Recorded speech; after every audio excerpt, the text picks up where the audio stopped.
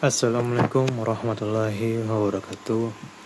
Sebelumnya izinkan saya memperkenalkan diri. Perkenalkan, nama saya Muhammad Rafli dengan NIM A0203250003 dari kelas 2B. Di sini saya akan memberikan penjelasan bagaimana cara menyimpan file Excel dalam format STR. Untuk selanjutnya akan dilakukan perhitungan cut and fill, volume cut and fill di Surpak. Jadi langsung saja kita masuk ke dalam file, masuk ke save as, dan kita bebas untuk menyimpannya di mana saja.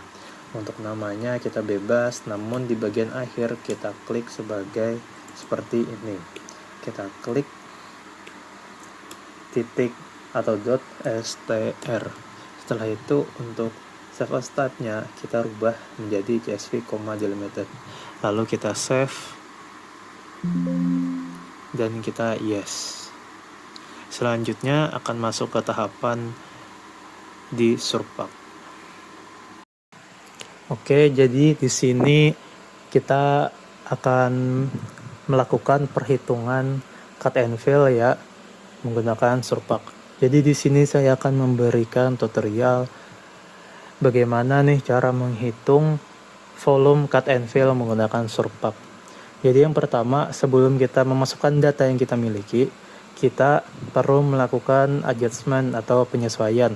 Jadi kalian bisa arahkan kursor kalian itu ke bagian kanan atas yang masih kosong. Setelah itu kalian klik kanan.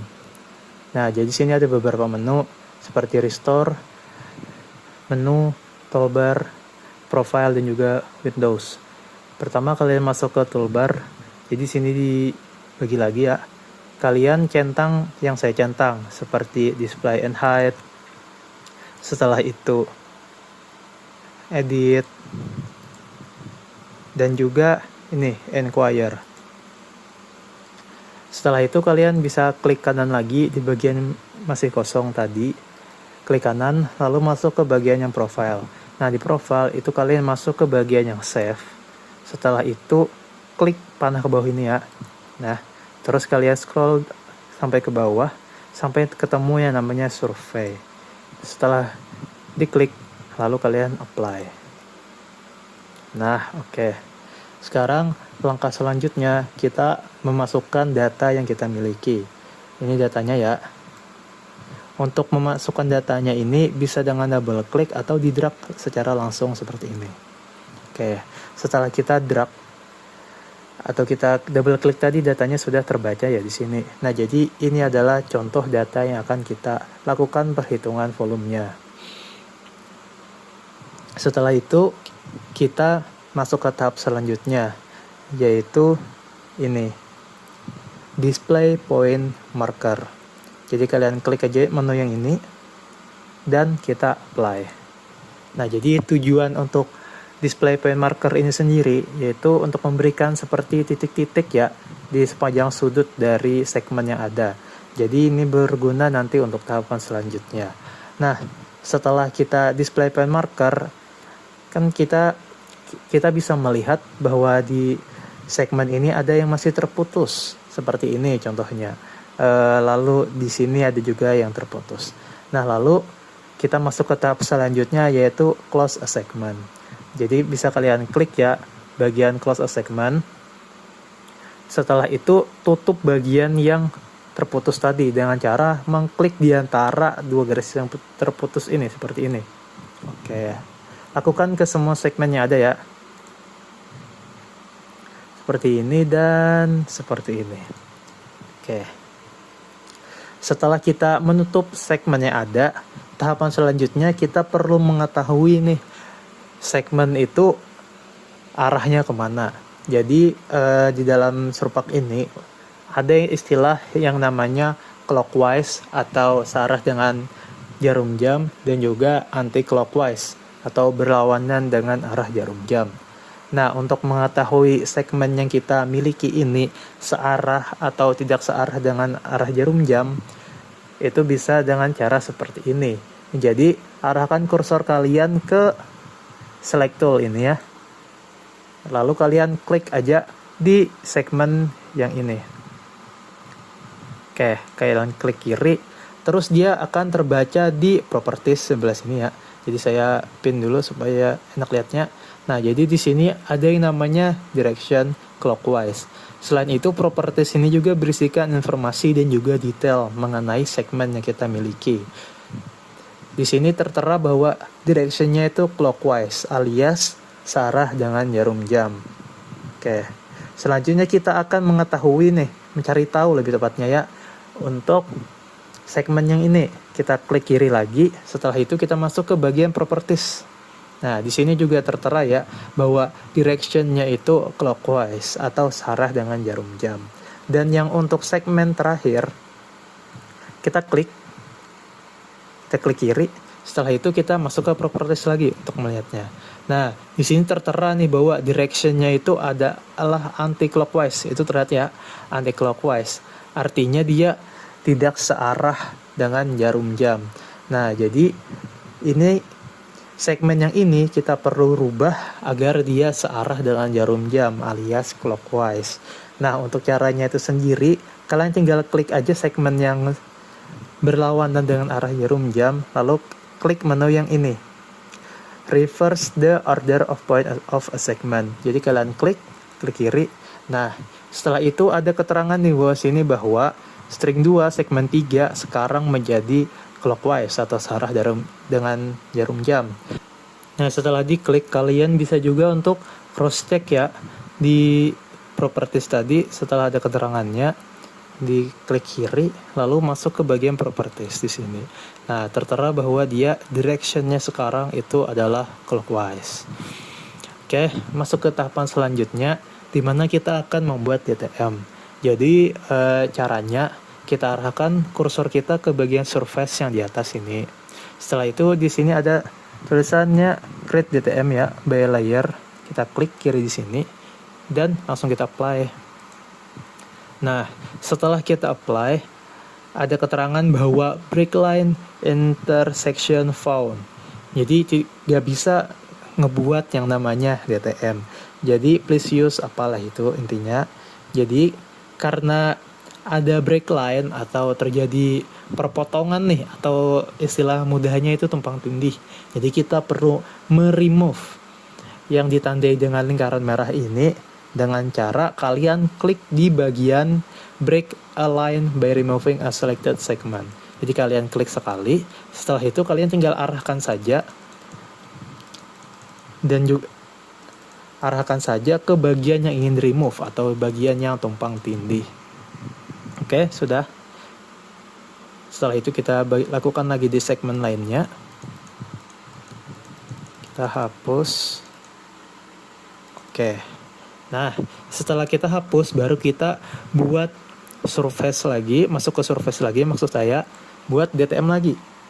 Create DTM by a layer, from a layer. Nah, langsung di-apply sekali lagi. Nah, lalu jadilah hasilnya seperti ini. Jadi ini adalah DTM yang kita buat setelah meremove bagian yang tumpang tindih tadi atau break line. Nah, jadi di sini juga bisa dilihat ya proporsinya secara 3 dimensi atau 3D. Setelah kita melakukan itu, kita masuk ke save atau bagaimana cara menyimpannya. Karena ini melakukan perhitungan volume, jadi ada beberapa tahap lanjutan.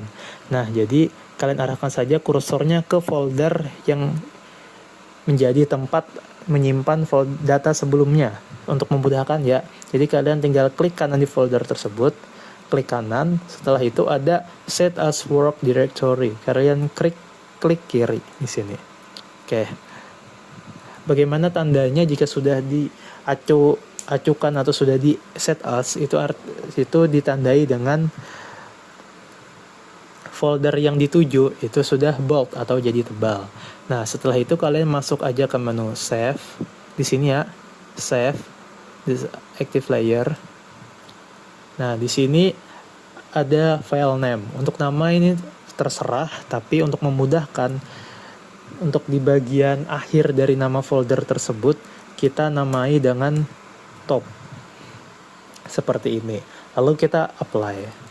Nah, sebelum ke langkah selanjutnya, pastikan dulu nih bahwa data atau save-savean tadi sudah tertera atau tercantum di folder yang sama, agar nanti memastikan bahwa progres yang sudah kita buat saat ini sudah tersimpan atau belum, dan juga memudahkan nantinya. Oke, setelah sudah yakin tersave, yaitu ada sini ada top DTM juga top STR, kalian bisa klik yang menu berwarna merah ini dengan tulisan reset grafik. Kalian klik kiri di sini dan hilang. Selanjutnya kita akan membuat base. Untuk membuat base, kita tidak perlu lagi menggunakan data STR yang awal, tapi kita akan merubah atau menggunakan data yang sudah kita buat sebelumnya, yaitu data top. Sama seperti sebelumnya ya, bisa double klik atau di drag seperti ini. Nah, selanjutnya kita akan menghilangkan bagian yang berwarna hijau di dalam ini. Caranya itu kita masuk ke menu yang ini, delete string. Kalian klik sekali dan juga klik di bagian yang berwarna hijau seperti ini.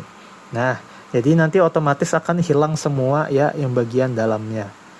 Oke, setelah itu kita masuk ke bagian surface lagi, create DTM from a layer lagi. Setelah itu kalian apply lagi di sini. Nah, jadilah yang seperti ini. Jadi ini adalah database. Oke, sama seperti tahapan sebelumnya, tapi karena ini sudah dirubah menjadi set as foldernya, kita langsung save saja. Untuk namanya ya bebas sebenarnya, tapi saya sangat sarankan untuk merubah namanya menjadi base agar mudah ke depannya. Lalu di apply. Nah, setelah itu kita akan mendapatkan 4 file tambahan di sini, yaitu base.dtm, base.str, top.dtm, dan juga top.str. Di sini kalian masuk. Di sini kita akan masuk ke tahapan selanjutnya, yakni membuat perhitungan volume cut and fill. Jadi masuk lagi nih ke surface sekali lagi. Surface. Di sini ada yang namanya volume. Lalu klik bagian yang cut and fill between DTM. Klik kiri. Nah, di sini ada beberapa hal yang perlu diperhatikan sebelum kita apply. Jadi define the first DTM, kita masukkan yang bagian base. Jadi kalian hanya perlu ikutin yang tertera di sini aja untuk urutannya ya, base. Untuk yang kedua kita masukkan yang top. Dan yang ketiga kita masukkan juga yang top. Nah, untuk yang nomor 3 perlu diperhatikan bahwa boundary string dari yang nomor 3 ini perlu dirubah dari yang awalnya 1 menjadi 2. Oke, setelah itu kita masuk ke bagian location. Location ini adalah nama dari file kita. Akan saya namai seperti ini. Oke, dan juga untuk report format. Jadi kita rubah formatnya dari yang awalnya not menjadi PDF. Oke. Jadi begini untuk settingannya ya. Base, top, nama, dan juga formatnya PDF. Setelah dirasa yakin benar, kalian tinggal apply. Oke, apply. Lalu tinggal menunggu prosesnya dan akan langsung diarahkan menuju PDF karena format yang kita gunakan tadi itu PDF. Nah, jadi di sini terlihat datanya yaitu segmen 123, volume cut, volume fill, dan juga totalnya ya di sini bisa dilihat sendiri. Oke, sekian tutorial bagaimana cara menghitung volume cut and fill di Surpak. Sekian dari saya. Wassalamualaikum warahmatullahi wabarakatuh.